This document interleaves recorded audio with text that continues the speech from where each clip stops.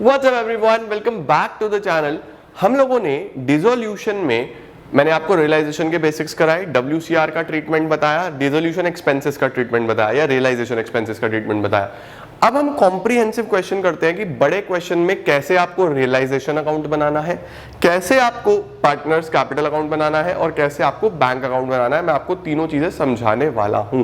तो आइए एक क्वेश्चन के साथ समझते हैं और बहुत अच्छे से अपने सारे कॉन्सेप्ट्स क्लियर कर लो। चलिए लेट्स बिगिन।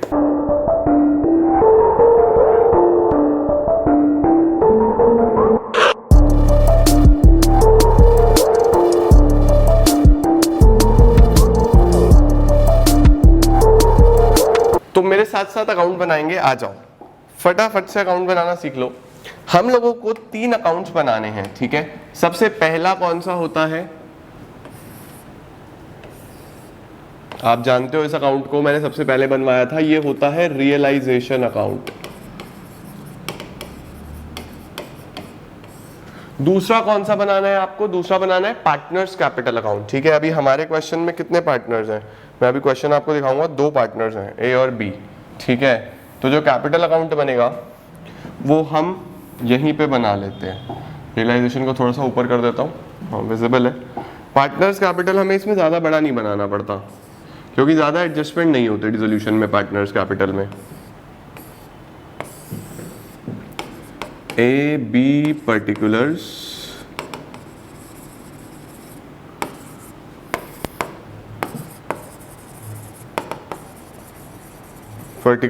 ए बी और एक आप बना दोगे बैंक अकाउंट। सर इसमें बैलेंस शीट नहीं बनता क्या? नहीं, इसमें बैलेंस शीट नहीं बनता। क्यों नहीं बनता इसमें बैलेंस शीट? क्योंकि बेटा फर्म ही बंद हो गया। जब फर्म बंद हो गया तो बैलेंस शीट का क्या मतलब है? जब वो सारा बिजनेस ही बंद कर दिया तो बैलेंस शीट का तो कोई पर्पस ही नहीं बनता ना। तो बेसिकली ये आपका रियलाइजेशन अकाउंट आ गया, ये आपका पार्टनर्स कैपिटल अकाउंट आ गया, ये आपका बैंक अकाउंट आ गया। इनका काम जानो क्या है। इसमें पहले आप सारी लाइबिलिटीज और एसेट्स को लेके आओगे, बैलेंसेस उनके लेके आओगे। एसेट्स आपके इस तरफ आ जाएंगे, लाइबिलिटीज आपकी इस तरफ आ जाएंगी। फिर आप इन एसेट्स को सेल करोगे इधर, क्योंकि ये एक नॉमिनल अकाउंट है तो इनकम इधर आएंगी, ठीक है। जब एसेट बिकेगा तो इधर पैसा आएगा, ठीक है। लाइबिलिटी पे होगी तो इधर आएगी, सही है। फिर अगर कोई एसेट पार्टनर ले गया तो पार्टनर से पैसा लेना पड़ेगा ना, वो पार्टनर कैपिटल में लिख देंगे।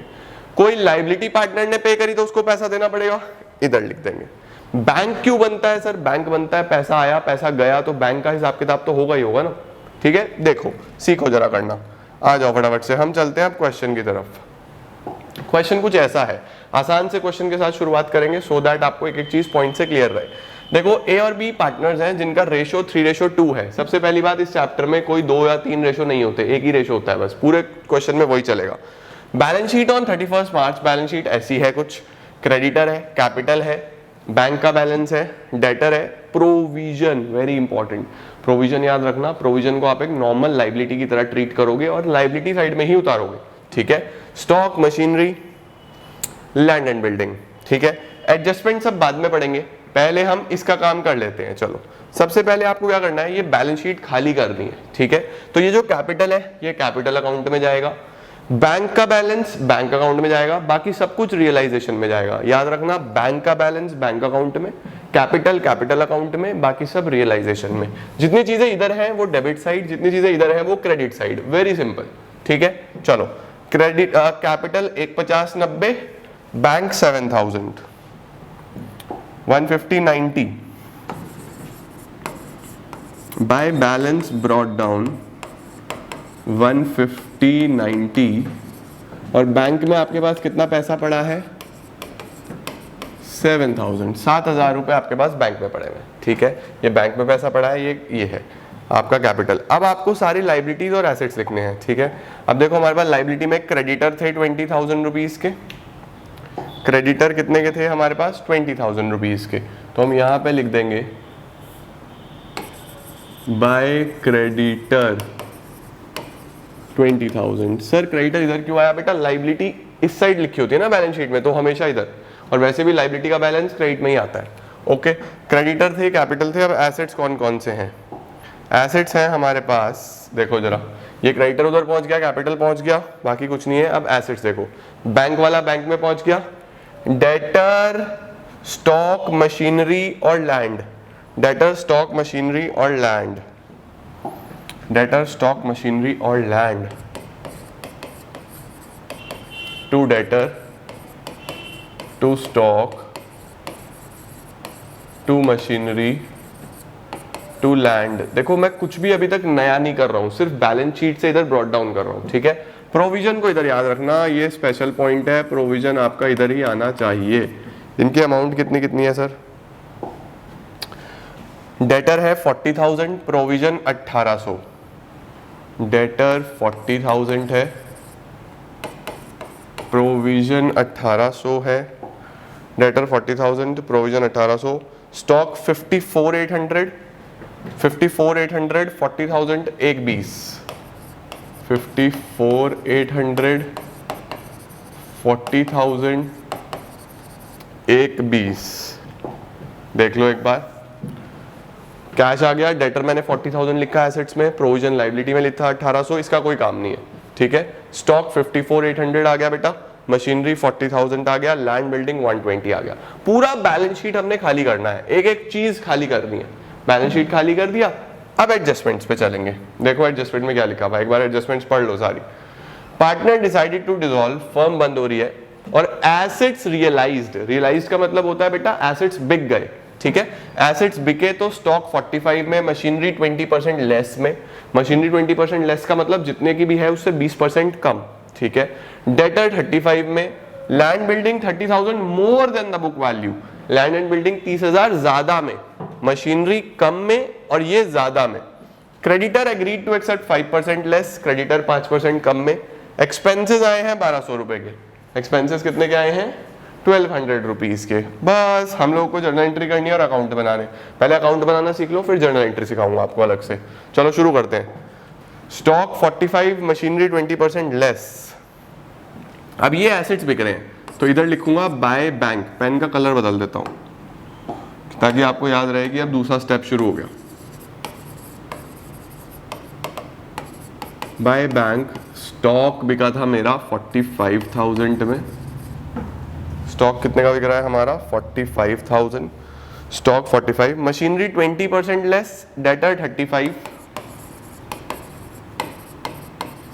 डेटर 35, मशीनरी कितनी थी? 20% less, machinery 20% less, land building 30,000 मोर, मशीनरी 20% लेस और लैंड बिल्डिंग 30,000 मोर। मशीनरी 40,000 पे 20% घटा दो, 20% यानी 8,000 घटा दो तो यहां तो आ जाएगा 32,000 और लैंड एंड बिल्डिंग 30,000 मोर यानी 150। तो आपके पास टोटल चारों एसेट्स बिक गए। याद रखेंगे बेटा जी, अगर इस चैप्टर में गुडविल आता है तो गुडविल को भी आप एक नॉर्मल एसेट ही मानोगे, राइट ऑफ मत कर देना। गुडविल को भी यहाँ पे ब्रॉट डाउन करो, वो भी इधर बिकेगा, ठीक है, ये याद रहे।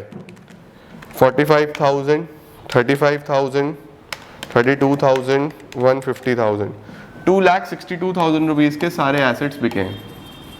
अच्छा, क्रेडिटर का पेमेंट करना है टू बैंक और कुछ रियलाइजेशन के खर्चे आए थे। क्रेडिटर शायद 5% कम पे था।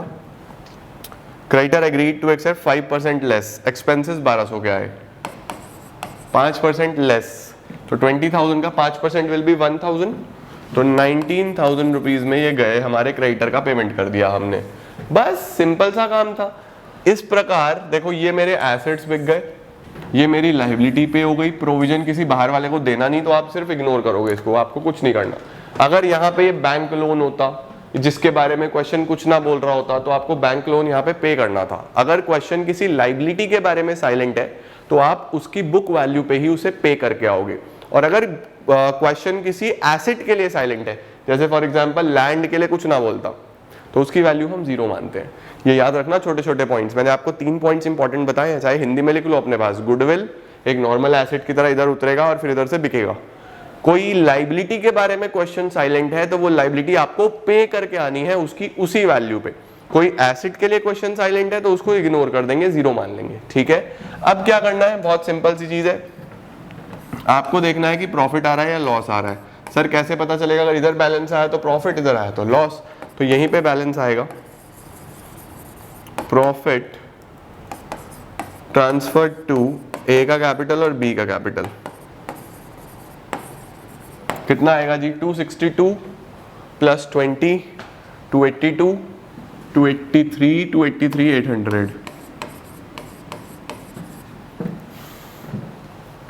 262 plus 20,000 plus 1800 283 800 minus 40,000 minus 54,800 minus 40,000 minus 1,20,000 minus 19,000 minus 1200 8800 का प्रॉफिट आ गया बेटा जी।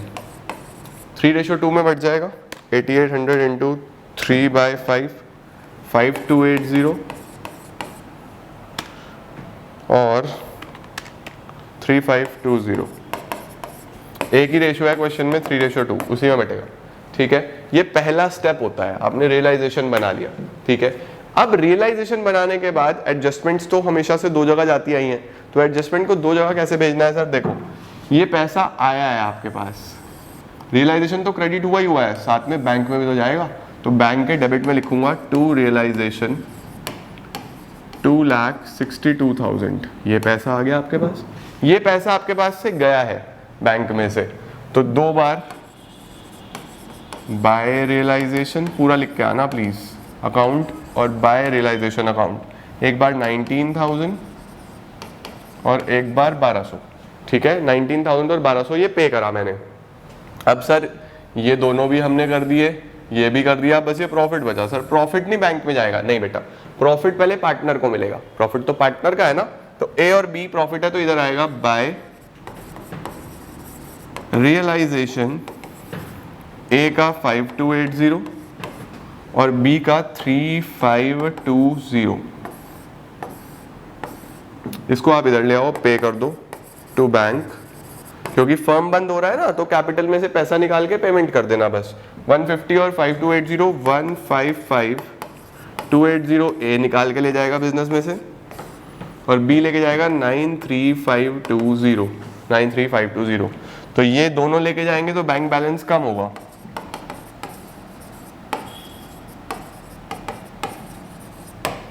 वन 155,280 93,520। अब ये आपका बैंक अकाउंट मैच होना चाहिए कि जितना पैसा था वो सारा पैसा हमने चुका दिया। 262,000 प्लस 7,000 269 93,520 155,280 1200 19,000। बिल्कुल सही।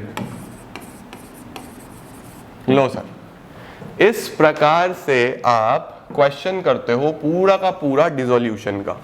ठीक है, तो जब भी आपको डिसोल्यूशन का क्वेश्चन करने के लिए आए, आप इस प्रकार से पूरा क्वेश्चन कर सकते हो। रियलाइजेशन अकाउंट बना लिया आप लोगों ने, पार्टनर्स कैपिटल बनाया और बैंक अकाउंट बनाया। एक आधा क्वेश्चन अपनी बुक उठाना और ट्राई करके देखना।